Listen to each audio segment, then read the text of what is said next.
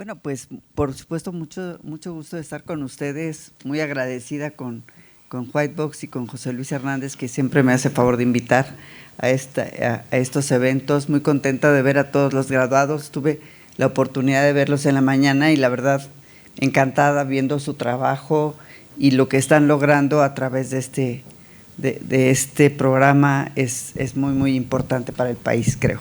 Entonces, pues yo creo que habrá algunas preguntas que nos podrán motivar a platicar, pero sí creo y quiero enfatizar cómo de verdad este programa nos ayuda muchísimo a finalmente, pues realmente ayudarnos a desarrollar la IA de manera responsable, de una manera práctica. Entonces, pues sin más por ahorita, para poder seguir platicando, les dejo la palabra a los demás.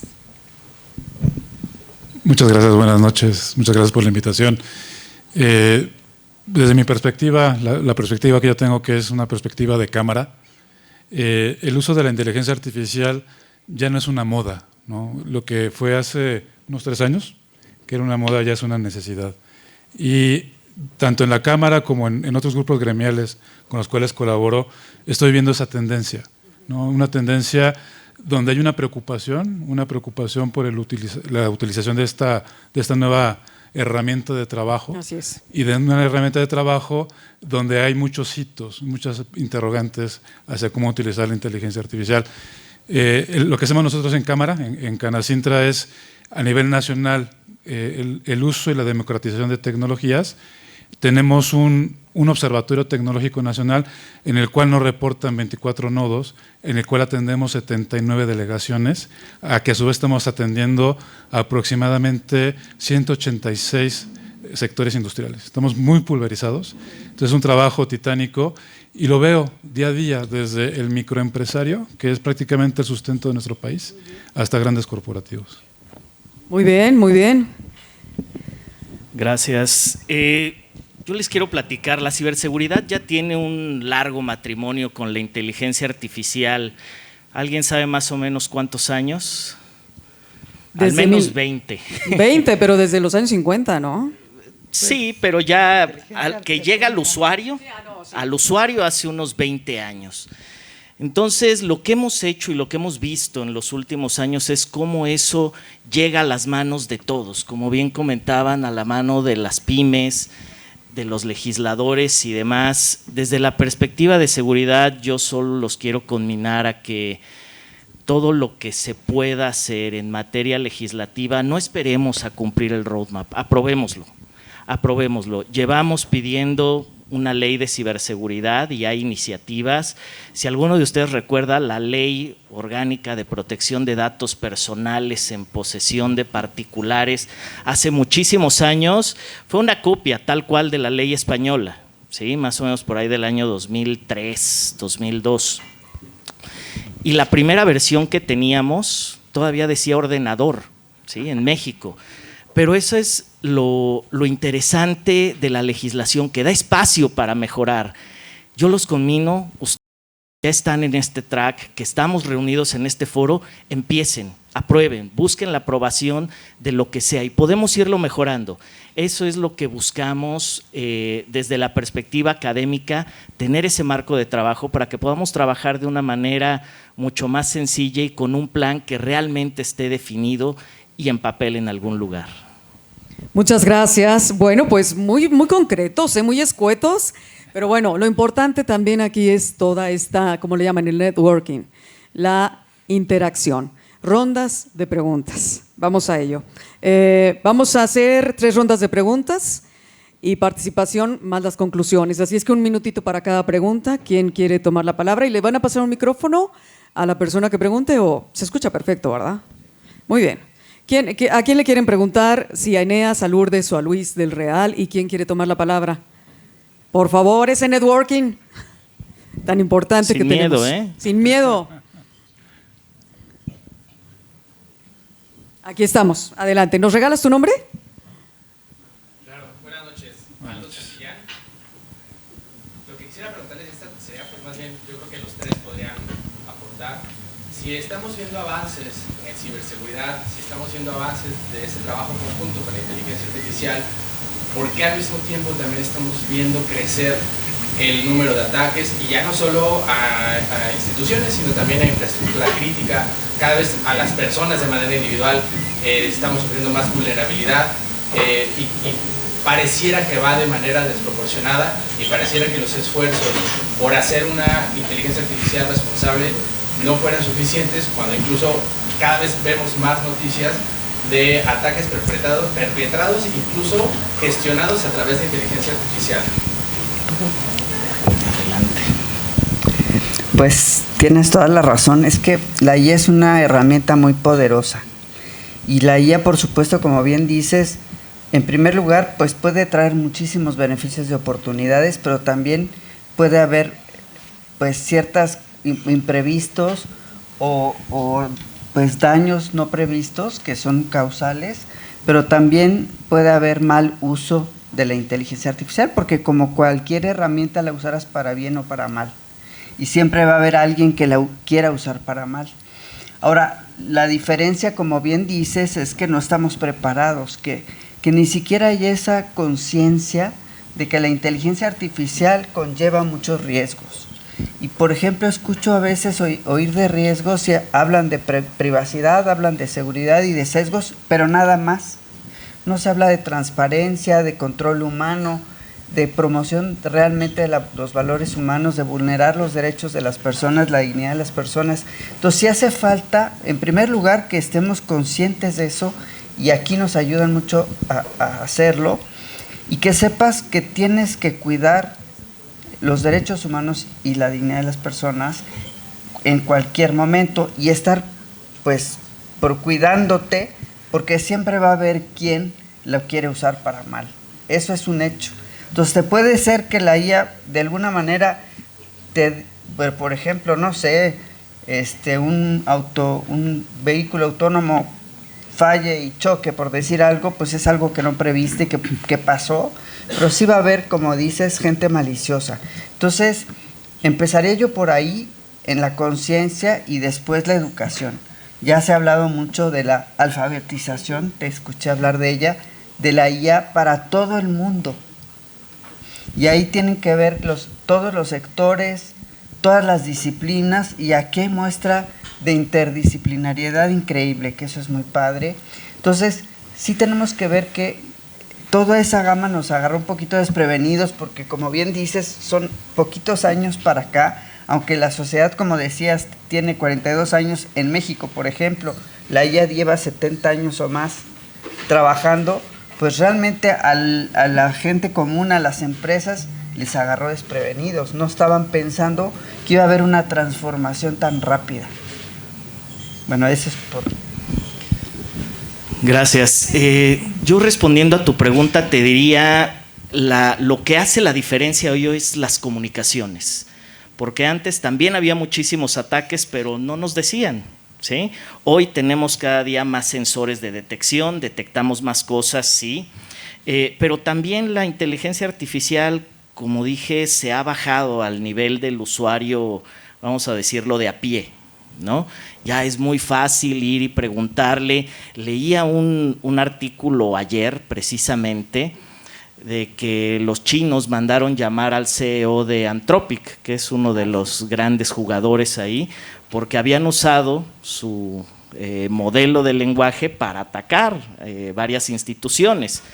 Entonces eso te dice que lo están usando, y va muy de la mano con lo que comentaban mis colegas de poner esos límites, poner cuáles son las cosas que vas a permitir que hagan, que no hagan, pero yo creo que también tenemos que ver cómo lo limitamos, ¿sí?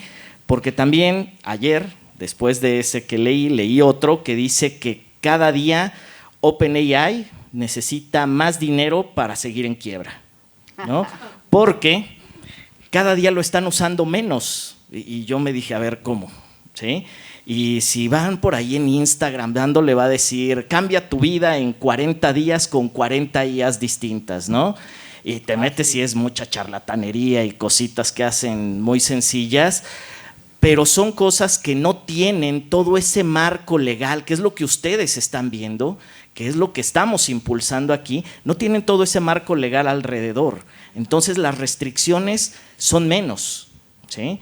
En un laboratorio de química en el colegio, vamos, te enseñan cómo mezclar los componentes y puedes tener ahí los componentes de una bomba, ¿sí? La bomba Molotov la tienes en casa, ¿sí? Que la hagas o no es otra cosa, ¿sí? Ya es una cosa más de ética, de cultura y todo. Y mientras más nos pongan límites en las inteligencias artificiales, más vamos a buscar cómo darle la vuelta, o vamos a irnos a otros jugadores que no están igual de regulados, ¿sí?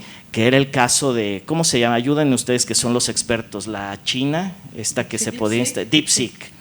Yo la puse en una máquina en casa, ¿sí? Y vamos, hacía maravillas, lentísimo, pero hacía maravillas, completamente aislado de internet. Y le puedes preguntar lo que quieras y alimentarla de lo que quieras. Estábamos viendo un reporte de cómo identificar artefactos explosivos improvisados y tú lo alimentas de todo lo que hay en internet y es fabuloso lo que aprende. Y le puedes preguntar, pero si agarras una que ya esté establecida y la quieres usar para eso, bueno, son más las preguntas que te hacen para podértela vender que lo que puedes realmente hacer con una que no está autorizada. Entonces, recapitulando, la comunicación nos ha dejado ver que cada vez hay más ciberataques, pero también la inteligencia artificial ha tenido muchas variantes que nos permiten hacer lo que queramos y las personas están yendo hacia ahí. Y esas son las que te permiten hacer ataques, ¿sí? Muy bien, Eneas, ¿nos quieres comentar algo, por favor? Sí, claro, con mucho gusto. Aldo, ¿verdad? Mira, yo lo que he estado viendo y lo veo desde mi trinchera, que es la parte industrial. Te puedo poner varios ejemplos y estamos haciendo mapas de ruta en el tema de innovación, ¿no? Tenemos mapas de ruta, por ejemplo, en el sector minero, donde estamos poniendo sensores de profundidad, sacamos la información, los datos los ponemos a raíz de piso, hacemos procesamiento de borda, en procesamiento de datos, machine learning, para optimización de la molienda, subimos la información a torres de comunicaciones y subimos a constelaciones satelitales, ¿no? Constelaciones que pueden ser de Estados Unidos o de Inglaterra. De hecho, nosotros trabajamos mucho con embajadas y la información la bajamos a Neodata Centers que hay en México. Pero ese es un segmento industrial. Ahora vámonos a otros segmentos industriales donde no tienen un asesor o una persona que se pueda acercar y darle esa conversatoria y esa relatoría hacia cómo es un mapa de ruta de innovación. Y empiezan a hacer un despliegue, una tecnología, y es una industria 4.0, bueno, 2.0 que quiere irse a 4.0, y empieza a subir su información de los sensores a la nube, ¿no? Empiezan a llegar los ataques, y vamos a suponer que sea un Tier 2, un Tier 1 de la industria automotriz. Lo atacan y se detiene toda su línea de producción, la cual impacta el just-in-time de una armadora, ¿no? Entonces, ¿cuál es la preocupación que tenemos nosotros? La preocupación que tenemos es la evolución tan rápida que tiene, no únicamente el tema de inteligencia artificial, también la ciberseguridad, pero incluso la automatización de procesos y cómo automatizas esos procesos para que tengas un entorno seguro y puedas tener un ambiente de trabajo seguro, ¿no? Entonces, no es únicamente todo lo que te acabo de platicar de temas tecnológicos, también viene hacia dentro de tu organización a nivel de procesos, y antes de salir a buscar ese tipo de tecnologías debes estar seguro qué es lo que estás haciendo, cómo y por qué lo vas a hacer antes de meterte. Lamentablemente evoluciona tan rápido que no da tiempo, ¿no?, de hacerlo. Nosotros estamos procurando hacer todos estos acercamientos, es un trabajo titánico. Invito a todos los que están aquí a trabajar junto con nosotros. Si estás o no estás afiliado con la cámara, no importa, trabajamos con muchas cámaras, ¿no? Pero la idea es cómo empujo hacia el pequeño productor, hacia el mediano y hacia el grande, hacia temas de innovación, ¿no? Y ahí te puedo dar ejemplos en sector salud. Sector salud son hospitales, laboratorios clínicos, farmacéuticos, retail de especialización. De ahí me voy, bueno, ¿no? Entonces, desde mi perspectiva es cómo expertos en tecnología nos unimos entre todos y llevamos a esas empresas que no tienen por qué ser expertas, ayudarlos a tener una experiencia y sea una experiencia agradable, porque cuando tienen su primer ataque se retiran, ¿no? Y ya no quieren seguir en este tema de evolución, y lamentablemente el nearshoring en nuestro país nos está atacando, ¿no? Y el tema que tengo nosotros es, nosotros protegemos a nuestra industria, protegemos a los mexicanos. Gracias, Eneas. Otra pregunta que tengan en el radar, aprovechen, adelante. ¿Nos regalas tu nombre? Sí, Gerhard Toller. Una pregunta, ¿cómo pueden regular algo que esté en constante crecimiento? O sea, yo no soy un experto en la materia, pero me metí a ChatGPT y cuando estaba aprendiendo una versión ya había otra versión y luego estaba otra versión que ya era completamente diferente. Entonces, si tú te estás metiendo a regular algo, pues lo vas conociendo para poder marcar los límites, pero cuando esos límites te los cambian, entonces, ¿cómo puedes seguir ese proceso evolutivo para que no se te salga esto? Porque está en constante crecimiento y evolución. Pues es que no hay límites, ¿no? En esto de la inteligencia artificial, o sea, es exponencial. Bueno, lo que pasa es que, de hecho, estás tocando un punto importante que ha pasado ya en la ley. Y de hecho, cuando estaba saliendo la EU Act, que es la más pues madura de las legislaciones en el mundo hoy por hoy, pues estaba saliendo exactamente antes de que saliera todo esto de la generativa. En el momento en que salió el draft, antes, en el momento en que sale la generativa, hoy creo que le tenemos que añadir, ¿no? Y esa es una de las cosas importantes. Dicen por ahí que tenemos que estar legislando hacia el futuro, algo que no conoces, bien lo dices. Ahora, ¿qué pasa? Y así lo he platicado, por ejemplo, por ahí estaba Alonso, la cosa de hacer una ley que sea lo suficientemente general para que ponga ciertos límites, pero no tanto para que no haga la innovación, no detenga la innovación, y que sea suficientemente flexible para que pueda, como bien lo dices, irse adecuando a diferentes cosas. Por ejemplo, lo que ellos están haciendo es que van a hacer después ciertas pues reglamentaciones ya por sector, que yo creo que eso es muy inteligente en el sentido que pones una general y después por sector, pero aparte, él ya lo estaba platicando, tiene que haber algo que esté revisado constantemente para que pueda tener esa flexibilidad, porque si no, no va a ser posible. Muy bien. Luis. Sí, nada más quiero comentar algo muy rápido de esa pregunta. En el tema de seguridad nacional, por ejemplo. Tema de seguridad nacional no lo puedes legislar, no lo puedes proteger. O sea, hay leyes claras para eso. Es el uso. Sí, el uso. Pero yo diría, nuestra preocupación no debe de ser ahorita. O sea, ya estamos, ¿recuerdan esa película de Minority Report de Tom Cruise y el pre-crime? Bueno, ya estamos ahí, o sea, no es broma, ya existe, ya hay países que lo tienen implementado, ya funciona, ya tienen los datos. Lo que nos tenemos que preocupar ahorita es qué datos se están usando para entrenarlo, ¿sí? Porque ese es el problema. ¿Cuál es uno de los errores más comunes de la IA? ¿Con qué confunde a las personas de color? Con monos, ¿no? Por cómo se entrenó en aquel tiempo, ¿sí? Entonces, es el uso. ¿Cómo vamos a entrenar los sistemas hoy en día?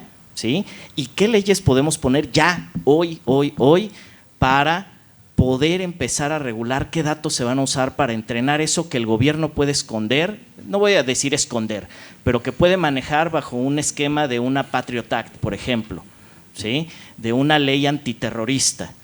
Entonces, yo no tengo por qué decirles ni que lo estoy haciendo ni nada, y ahí es donde viene el drama. El drama viene 10 años después que sale una empresa como Palantir diciendo, yo puedo detectar el crimen con inteligencia artificial, ¿no? Pero comentaban hace un momento mis compañeros algo bien interesante de la explicabilidad, ¿no? De dónde vienen los datos.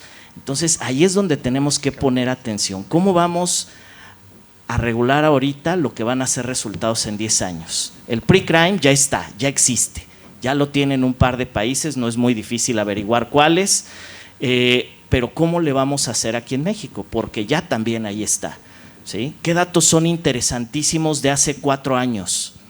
Si ustedes pueden correlacionar la base de datos del INE, ¿sí? Que por ahí está fugada, con una base de datos de personas que se buscan, con una base de datos de personas que se vacunaron contra el COVID, las posibilidades son fabulosas, porque para vacunarse al COVID, ¿qué tenían que llevar? ¿Se acuerdan? La INE y un comprobante de domicilio. Entonces, ustedes pueden mapear al criminal a una zona geográfica. Es valiosísimo, y a partir de ahí, con inteligencia artificial, que es mucho estadística al final, el centroide, qué tanto lo mueven, el algoritmo, qué tanto relacionan las variables, ahí es donde está la magia, ¿no? Bueno, tendríamos que agregar que ahora te van a pedir la curva biométrica, que todavía está más fuerte el tema con nuestros datos sensibles, ¿no, Eneas? Claro, sí, sumando lo que comentas, Skynet debe estar por ahí ya gestándose, ¿no? Por ejemplo, en esos temas de evolución, lo que nosotros hacemos y trabajamos mucho con el senador Zapata es hacia el futuro.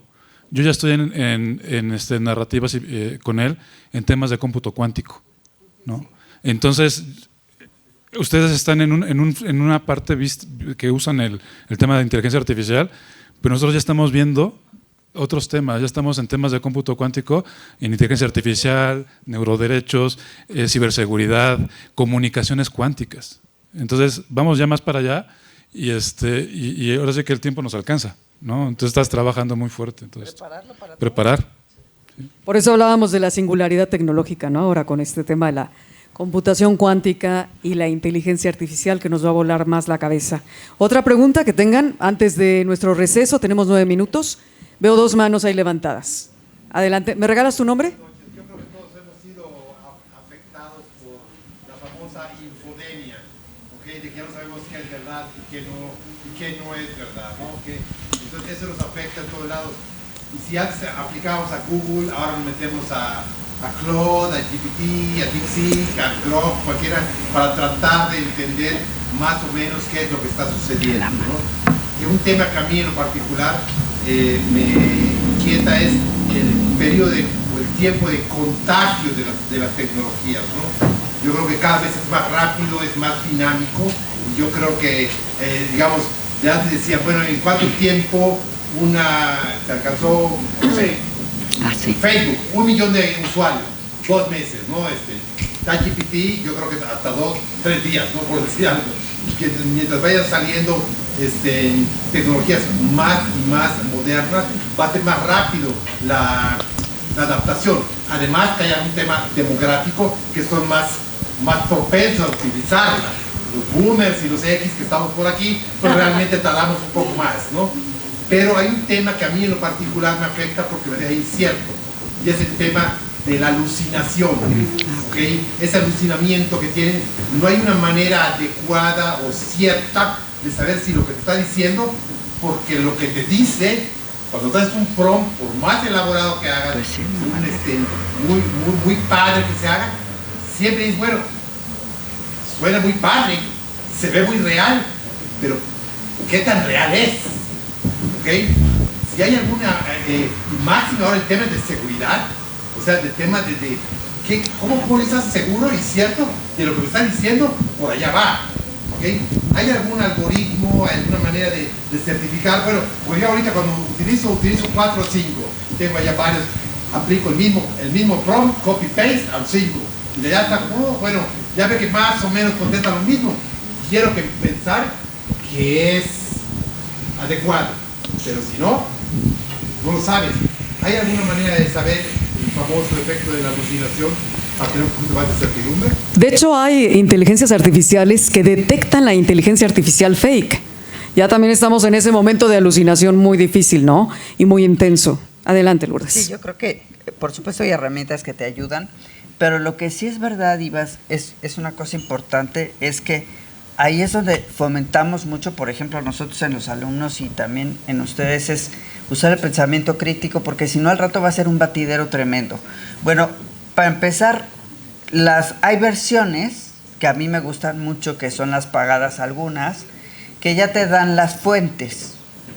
Y entonces la idea es que tú vayas a verificar a la fuente a ver si es verdad o no. Ahora el problema es que conforme vayan pasando los años, esas fuentes van a tener contenido creado con inteligencia artificial. Ahorita todavía las fuentes pues son el artículo fulano, el artículo perengano, que en teoría ya podrían respaldar que si es verdad o no. Porque no sé si sabes, pero el promedio es que va a alucinar, si te va bien, en 30%. Y ya si le haces mucho rack, fine tuning, no sé qué, le vas a llegar como al 15% que alucine. O sea que seguro te va a inventar algo. Casi siempre. ¿Estás de acuerdo? El 15% es bastante alto. Entonces sí es importante, yo creo, fomentar el hecho que en serio usemos este pensamiento crítico y esta verificación de fuentes que te ayudan las mismas versiones que ya están pagadas, que ya tenemos también softwares que te ayudan a identificar qué tanto es, pero te identifican si es o no creado por la IA, pero no tan fácil. En teoría te identifican fake o no, pero no está tan fácil porque al rato todo va a estar creado y entonces ya va a estar más complicado. Entonces yo lo que diría es, de verdad, tienes que verificar las fuentes, tienes que usar pensamiento crítico y tienes que enseñar a verificar las fuentes. Y si tú lo estás usando de manera empresarial, pues tienes que hacer los más guardrails o como le llamen, para que te invente lo menos posible. Bueno, también entra ahí lo que tu expertise, ¿no, Lourdes? O sea, como dices, somos generación X y boomers. Tal vez los centennial y los millennial, que aquí hay muchos también. No, pues van a ser... Mis respetos. A veces se lo creen todo y es el copy-paste, pero conforme el entrenamiento, Eneas, Luis y Lourdes, nosotros también ese pensamiento crítico lo vas desarrollando con la experiencia. Entonces, por eso, la cuestión multigeneracional es importantísima. De hecho, es una mezcla, ¿no? Es la mezcla del uso de la IA con la HI, con la Human Intelligence, ¿no? Y ese es el caso. Nunca puedes dejar solito al modelo, aunque lo estés entrenando. Cuando es un modelo B2C, el rango que hay de alucinación es altísimo. Donde acortas mucho es en el B2B. Ahí es donde acortas bastante, porque el dato está cerrado. Es el dato tuyo, de tu empresa, y ahí la alucinación puede llegar a rangos nulos, ¿no? Pues 15. O sea, son datos confirmados. Son datos de tu organización, pero siempre el HI nunca va a fallar, ¿no? Tengo el caso de un cliente que está en el norte del país que dentro de su proceso hace evaluaciones sobre normativas mexicanas y siempre está un abogado revisando, ¿no? El HI no va a desaparecer. Dicen que la Human Intelligence va a desaparecer. No. Siempre va a haber un humano supervisando. Y lo que te facilita la inteligencia artificial es la automatización y te facilita más tu trabajo. Lo que ya antes me tardaba una semana, que es hacer presentaciones en PowerPoint, ahora me tardo 1 hora. ¿no? Bueno, eso es en el tema productivo, pero Luis, tienes algo que decir, ¿verdad? Muy rápido y creo que sumarizando los comentarios es... Cuando tú vas a entrevistar a alguien, ¿sí? O a moderar un panel, pues investigas qué sabe cada uno, ¿no? Si lo que quieres es preguntarle al ChatGPT, pues vamos, la alucinación es producto muchas veces de cuando se descompone y algo no conoce, ¿no? Y empieza a inventar y eso se va de forma exponencial. Entonces es como cuando te sientas a una entrevista, a ver, ¿con quién estoy hablando? Con el experto en noticias de Medio Oriente. Ok. Si yo necesito algo, ¿por qué no tomar la iniciativa de construir un modelo solo para noticias? Lo que hacíamos antes con los famosos RCS, yo tenía en ciberseguridad, bueno, hay miles de fuentes de noticias, ¿no? Unas más o menos confiables, otras no tanto, y ya lo que he visto es que uno puede decirle, a ver, mete todas estas fuentes que yo conozco, que me gustan, y dame un extracto, ¿sí? ¿Quién lo hace bien sin salirse de, ahora sí que de los límites, pero no es tan inteligente? El Notebook LM de Google. Tú le dices, quiero estas fuentes y te ayuda a buscar. Pero si tú estás hablando con un sabelotodo, ¿sí? Los americanos tienen una palabra para ellos, ¿no? Smartass, exacto. Entonces... si tú estás hablando con un smartass, obviamente va a inventar. Tienes que hablar con alguien que sea docto en el tema. Muy bien. ¿Algo más que quieran comentar sobre esta pregunta? Súper interesante. Dentro de todas sus perspectivas y aterrizarlos, ¿cuál es el mejor caso de uso para su organización hacia un proceso global competitivo? Porque el apetito es muy grande, ¿no? Y se te antoja hacerlo todo porque parece ser que es muy sencillo, y cuando intentan, los fracasos son muy grandes, ¿no? Y de hecho he conocido más fracasos en la adopción de inteligencia artificial que buenos proyectos de inteligencia artificial, lamentablemente. Entonces, si tú como organización no haces un equipo SWAT y un equipo heterogéneo, es un poco complicado la adopción de inteligencia artificial. Muy bien. Lourdes, adelante. Pues yo, ahora sí que aumentando lo que acabas de decir, yo creo que lo más importante es que no nada más pasarte de la moda. Hay mucha gente que llega y dice, es que yo ya quiero implementar IA porque si no me voy a quedar afuera y vamos a implementar IA. Y entonces viene alguien que te vende algo y lo compras y como bien dices, no estás identificando cuál es el uso, el caso de uso estratégico que le va a pegar a tus objetivos, que va a ser el fácil de implementar, que si tienes la madurez para hacerlo, en fin, ¿no? O sea, no es cuestión del solucionismo que le llaman de que pues vamos a meter IA porque hay que meter IA, no. Hay que ver qué quieres de la IA para tu organización, cuál es el caso de uso, como bien dices, que te va a pegar a tus objetivos de manera inmediata o viable en este momento, y como bien dices, tienes el equipo para hacerlo, hacer alguien que empiece a gobernar todo eso como lo hemos visto en los cursos. Entonces, más que nada es eso, no meter por meter la IA, sino pensar qué quieres de la IA para tu organización y cómo la vas a implementar y hacer todo esto que acaba de comentar él, pensar cómo vas a impactar a tus objetivos estratégicos y qué tienes realmente para poderlo hacer antes de comprar cualquier cosa que te ofrezcan o meterte a hacer algo con IA que no tiene que ver con la IA. Yo tengo becarios, o sea, alumnos de doctorado que me han dicho, es que a fuerza quieren usar la generativa y esto lo saco con un query, lo saco con un dashboard, no necesito tanto, pero a fuerza tienen que meterlo porque es la moda, no. Bueno, más que la moda hay que saber utilizarla, ¿no? Exacto. Te están enseñando en muchas universidades, no solamente donde estás tú, sino en el TEC, en la UNAM, ¿no, Luis? En todos lados, a que sepas utilizarla, seas de la generación que seas. Sí, yo hablando un poco y en específico de ciberseguridad, te diría que la puedes usar, uno, para hacerte las pruebas, el red teaming, como para defenderte.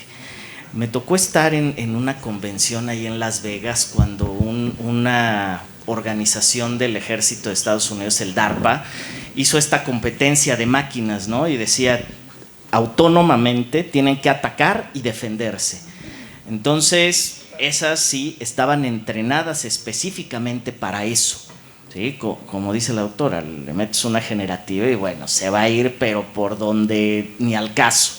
Y el problema es que eso es lo que tenemos a la mano. Eso es yo lo veo ahorita, ¿cómo le llaman? El FOMO, ¿no? El Fear of Missing Out.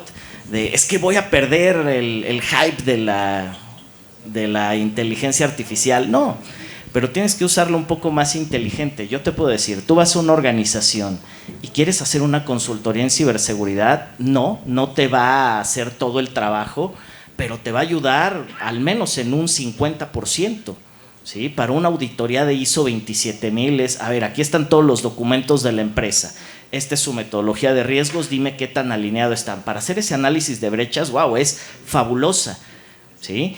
E incluso para hacer esas cosas tan sencillas, como dice la doctora, de un query, una cosa es, métele el Excel al chat GPT y dile, preséntame la información de esta forma, y hace maravillas. Yo creo en ciberseguridad hay todavía mucho camino, ¿sí? Empezó con la detección de ataques.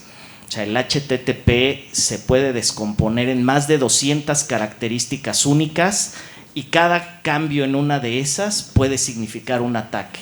Solo el HTTP. Entonces ya te imaginarás el mundo. El problema es cómo vamos entrenando eso, ¿no? Y regreso al punto de, no nos preocupemos ahorita, en 10 años va a ser el problema. ¿Sí? Nos ocupamos mejor. Exacto. Venga, Sí. gracias. Aprobemos, hagamos y sobre la marcha. Ok. ¿Alguna conclusión rápida? Nos vamos a ir a un receso. Eneas Castellanos, Lourdes Martínez o Luis del Real, ¿o quieren que ya cerremos? ¿O quieren dar una conclusión breve? Yo nada más les quiero decir adóptenla. Van a ir mejorando en el camino. Lo que sea, adóptenlo, apruébenlo, inviértanle. Van a ir mejorando en el camino, van a ver si les sirve, no les sirve. Y al estar ya en estos foros, alguien les va a decir, creo que lo podrías hacer mejor así. No es que lo estén haciendo mal, lo podrías hacer mejor. Muchas gracias, Lourdes. Pues yo diría, además de adoptar, ponte a estudiar de acuerdo a tu rol, porque cada quien va a requerir un nivel de conocimientos de la IA diferente. Entonces, ponte a estudiar de acuerdo a tu rol, qué es lo más importante. Ahí hay ciertos estudios que te dicen más o menos qué se requiere de acuerdo al rol.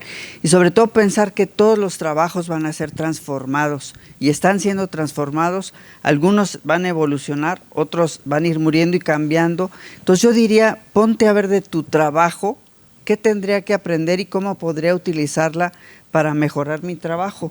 Pero así, desde mi rol, lo que yo necesito. No tenemos que ser todos expertos ni en legislación, ni en machine learning, ni en quién sabe qué. Cada quien tiene que aprender algo en particular y eso es lo que yo les dejaría de tarea. Pongan a ver qué tendría que aprender yo. Gracias, Eneas. ¿Tu conclusión? Me ganó. De hecho, es muy similar lo que hemos coincidido en muchas pláticas. Algo que yo necesito mucho son matemáticos, actuarios, economistas, abogados, gente que no sabe de ciencia. Gente que no sabe de ciencia, que tenga ese apetito por aprender a hacer modelos. Bueno, pero son científicos también. Sí. Bueno, tienen todo el fundamento. Tienen el Claro, fundamento para entrarle a la ciencia de datos. Exactamente. De hecho, ahorita yo estoy ávido de actuarios, de economistas. Esa gran profesión que decían que iba a quedarse en el ocaso, ¿no? ¿Por qué estudias para actuario? Pues ahora es lo que necesitan. Los actuarios están de vuelta. Sí, correcto. Sí, es más, hasta psicólogos. Muy bien, muy bien. Gracias a nuestros panelistas, Eneas, que ha estado con nosotros, Eneas Castellanos, Lourdes Martínez y Luis del Real. Un aplauso, por favor, para nuestros panelistas. Muy amables. Gracias.